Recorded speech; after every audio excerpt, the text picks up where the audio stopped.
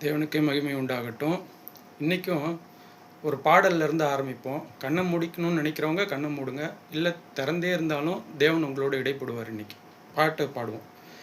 என் இயேசு ராஜா, சாரோனின் ரோஜா, கிருபை தந்தாலே போதும்.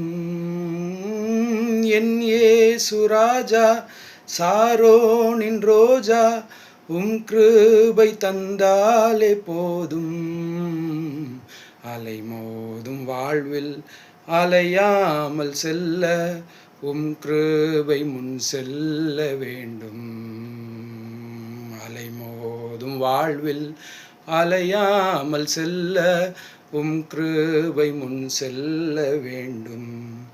எதிர்காற்று வீச எதிர்போரும் பேச என்னோடு இருப்பவர் நீரே. எதிர்காற்று வீச எதிர்போரும் பேச என்னோடு இருப்பவர் நீரே. அலை மோதும் வாழ்வில் அலையாமல் செல்ல கிருபை முன் செல்ல வேண்டும். அலை மோதும் வாழ்வில் அலையாமல் செல்ல கிருபை முன் செல்ல வேண்டும். அலை மோதிட்டு இருக்கான் வாழ்க்கையில். அலை மோதுகிற நிலைமையில தான் இருக்கிறீங்க, தத்தளிப்பில் தான் இருக்கிறீங்க, அந்த கடல் போன்ற ஒரு சூழ்நிலையில் தான் இருந்துகிட்டு இருக்கிறீங்க.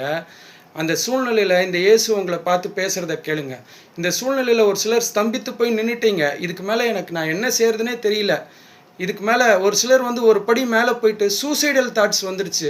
சூசைட் பண்ணிக்கலாமா, தற்கொலை பண்ணிக்கலாமான்னு நினச்சிட்டிங்க. என் உயிரை மாய்த்துக்கிறேன், நான் வேண்டாம் எனக்கு இந்த உயிரே, எதுக்கு இந்த உலகத்தில் வாழ்ந்து என்ன பிரயோஜனம்னு பேசிகிட்டு இருக்கிறீங்களா, யோசிச்சுட்டு இருக்கிறீங்களா? இன்றைக்கி நேற்று சிந்தனை பண்ணீங்க, இன்றைக்கி சிந்திச்சிட்டு இருக்கிறீங்க. ஒரு சிலர் நாளைக்கு செத்துடலாமான்னு நினச்சிட்டு இருக்கிறீங்க. ஒரு சிலர் உங்களை நோக்கி வர வார்த்தையை கேளுங்க.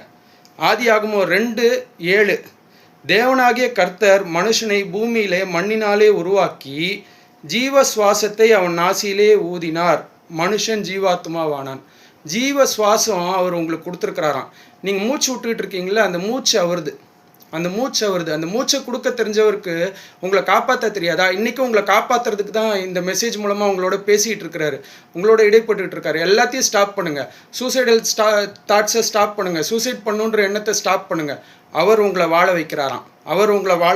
எப்படி வாழ வைக்கிறாராம் பாருங்கள். 2 தீமோத்தேயு 4:7, நல்ல போராட்டத்தை போராடினேன், ஓட்டத்தை முடித்தேன், விசுவாசத்தை காத்து கொண்டேன். நல்ல போராட்டத்தை போடி நல்ல ஓட்டத்தை முடிப்பீங்க. நீங்கள் தேவன் நல்லவர்.